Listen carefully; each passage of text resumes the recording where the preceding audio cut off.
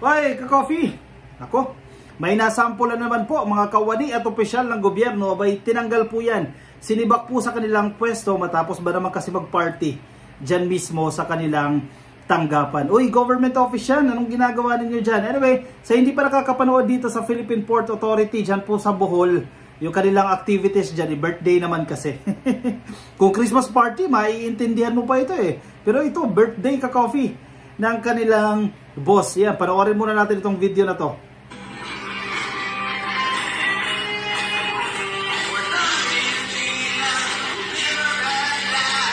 Sayawan kung sayawan ah. Ayan oh, si ate oh, matikal pa maniac ka. Teka, balik na natin yan eh. Yung sinasabi natin dito kanina eh. Na corner dito si ate eh, na dalawang lalaki at buti na lang nagpupumiglas itong si ate no. Kung inyong mapapansin niya, teka. Ayan oh. Babakuran niya ng isang lalaki. Ayan, party. Binakuran ng isang lalaki. Sumunod yung isang lalaki. Ayan, pilit na kumakawala itong si ate. O, biruin mo ha, may nabastos pang babae dito. Yung mga iba talagang mga lalaki dito hindi makapagpigil ka-coffee no. Ano bang nangyayari? Ano ba yung nangyari dito sa Bohol? Ang hirap ipaliwanag nito ka-coffee nako. Maglilinis na naman po ang Philippine Port Authority dahil sa insidente na ito. Some Philippine Ports Authority, Bohol officials and employees drank and disco inside their office. Ginawang beer house eh.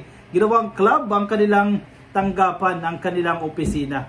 According to the report of PPA Central Office, this happened last August 16. Noong isang araw lang ito ka-coffee, ngayon po ay August 20. O 4 na araw ka-coffee ang nakalilipas. Kung saan po yung acting port manager ng PPA na si Lord, naku po, Lord ang pangalan, Lord Tyrone Agaton, nag-celebrate po ng kanyang birthday. Sana, sir, ganoon na lang no, labas kayo ng opisina. Pagkatapos, mag-bandy clock kayo, mag-out kayo dyan, halimbawa alas 5, diretso kayo sa pinakamalapit na beer house. At sana doon na lang ginawa. Actually, mga police officers pa yung kasama dito. Wag dyan sa opisina.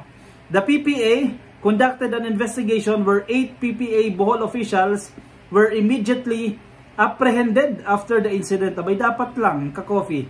Dahil maraming nakatingin. Nag-trending itong video na ito. Itong nag-video naman, ano ito? Intentional ba ito? Mga kasamahan niya yung napahamak dito. Pero yun nga eh. Thank you rin sir, no? Dahil sa pag-i-expose nito. Pero siguro ang laking galit ng mga kaopisina nito.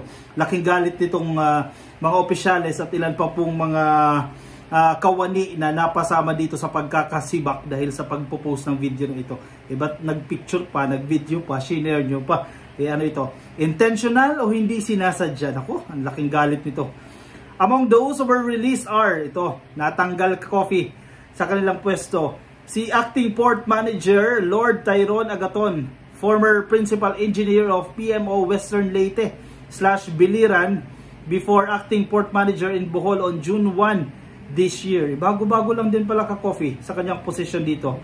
Kasama din po si PMO Bohol Port Services Division Manager Julius Humangit. Si attorney, naku, abogado ka-coffee, nadamay din. Attorney Sherlito Columnas Jr. in the Legal Department. Safety Officer Attorney Romeo Cabading II at 50 policemen. 5 policemen in the port name. Si Edsel E. Com, on Victor B. Congrats, Mary Marica R. Aguirre, Meljan B. Oronan at si Emily Rossi. Translation ata ito ka-coffee no. Teka, nag-iba ng pangalan eh, no? So, ayan ka-coffee yung mga natanggal sa kanilang pwesto. Siyempre, sasagawa pa rin po yan ng detalyadong investigation kasi yan ang hinahanap natin dito.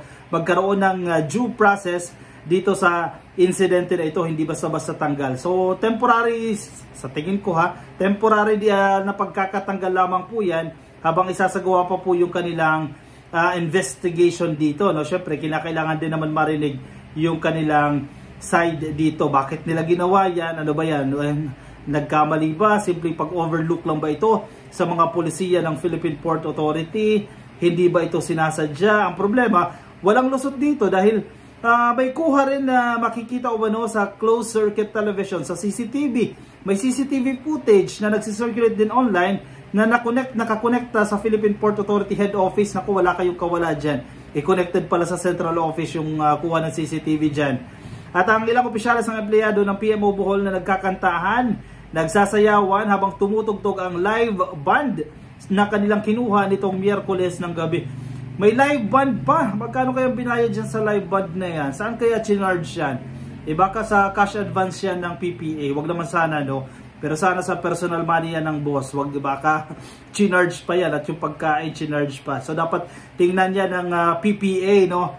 Ano yung dapat talagang parusahan o dapat na parusa na ipataw sa mga taong ito. Dahil pera po ng gobyerno, tanggapan po yan ng gobyerno, hindi ka tanggap-tanggap. Mamaya, pamarisan pa yan.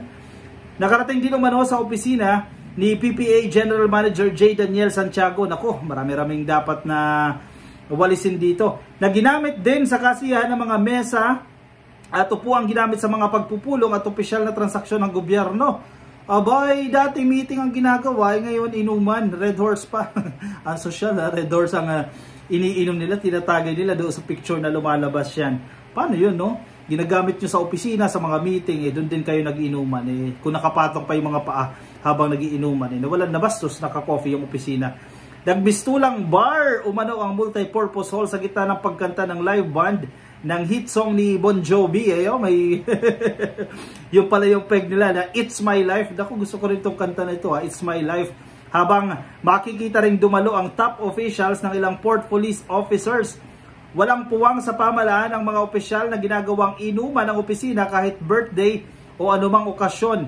Hindi dapat umiinom ng alak sa opisina o paging Christmas party. Actually, bawal yan ka-coffee. Pero sabi ko nga, mas maiintindihan mo pa yan kung Christmas party, no? Pero wag na lang mag-picture-picture, wag na lang pa-trendy, wag nang ibida. Do, sabi nga, kahit anong okasyon, bawal. Dapat nga sila pa mismo ang nanguna sa pagpapanatili ng kaayusan sa pantalan at hindi nangunguna sa pagiging hindi magandang ihemplo sa kanilang mga nasasakupan dyan po sa Bohol. Yan po yung naging statement dito ng opisyalis po ng PPA na si General Manager J. Daniel Santiago. Ano lang sir, ano pa ba yung parusa dyan? Tanggal sa pwesto o malilipat lang ito? Siyempre mga plantilla din yung iba dyan. Kahit sa anggulo mo tingnan, mali talaga Buti na lang mayroon tayo mga gumaganang CCTV o yung surveillance system natin sa buong pantalan na sakop ng PPA na nabomonitor natin sa head office. Ito na yung mga pangalan ng natanggal, no? Sige, mali kasi kanina yung translation Natanggal po sa pwesto si Lord Tyrone Agaton na nakatalaga lamang bilang manager ng PMO Bohol nitong Hunyo 1. Kasama rito sina PMO Bohol Port Services Division Manager Julius Humangit, Attorney Sherlito Columnas at si Legal Department Safety Officer Attorney Romeo Cabading II. Sinibak din naman ang 5 Port Police Officers. Yung ibang higpit magsita sila din dapat ang sinisita. Na kinilala bilang si Edsel Epan, Victor Kagulada, Mary Marica Aguirre, Mel Jan Oronan at si Emily Ross Tubio. Humingi naman ng tawad si Agaton sa mga nangyari at sinabing nadala lamang daw sila ng kalasingan sa alak kaya't nakuha umano nila mag-inuman, magsayawan at magkantahan sa loob ng opisina sa pantalan. Wait. Paano yun? Ang pag-setup, nag-setup lang ng live band noong nalasing pa? Definitely hindi ka-coffee, no? Yung desisyon na pagre-rent ng banda, pag-set up ng location, hindi pa sila lasing dyan. So, maling justification ito na nadala lang sila ng kalasingan, no? Kasi bago pa mag-inuman, prior to that, nagkaroon ng preparation, nagkaroon ng planning yan, hindi pa po sila mga lasing dyan. So, hindi katanggap-tanggap itong explanation na ito. Pinalitan naman na umano si Agaton ni John Gabriel Manansala bilang acting manager ng PMO Bohol. Yun ang mahirap ka-coffee. Sa loob ng opisina, nag-iinuman. Yung babaeng isa, muntikan pa mabastos Kinorner ng 2 lalaki, binakuran. Buti na lang, nagpupumiglas ito. At nakawala dito sa 2 lalaki. Muntikan na itong mamanyak. Wag naman, ganoon ka-coffee, no? Wag ganyan. Ang ganda ng kantahan. Enjoy now, sacrifice, o suffer later. Wag na po sana natin pamarisan itong ganitong klase ng sitwasyon. Ako, na-videohan pa. Hindi ito katanggap-tanggap. Tinan mo, itong nako-corner itong babae, wala na lang sound ito ka-coffee, no? Ayan, nagkakantahan, nagsasayawan, may live band. Yan si ate, umiindak pa pansamantala. Ayan, binakuran. Ayan, 2 na silang bumakod dyan hanggang sa makawala na. Anong sa inyo dito ka-coffee? Nako, negatibo ito. Buti na lang at agaran na itong pinalitan. Huwag naman sana maulit pa. Oy, kung hindi ka pa naka-follow, naka-subscribe sa ating Facebook page, ang ka-coffee, click lang po ang follow, di kaya like. Kung nasa YouTube, i-click lang po ang subscribe. Alright, ako'y samantala muna magpapaalam sa inyo ka-coffee. Maraming salamat po sa pagsama sa akin. I-comment ang inyong opinion, reaction dyan sa ating comment section nang mabasa rin po ng iba nating mga ka-coffee. Paalam po sa inyo. Bye-bye.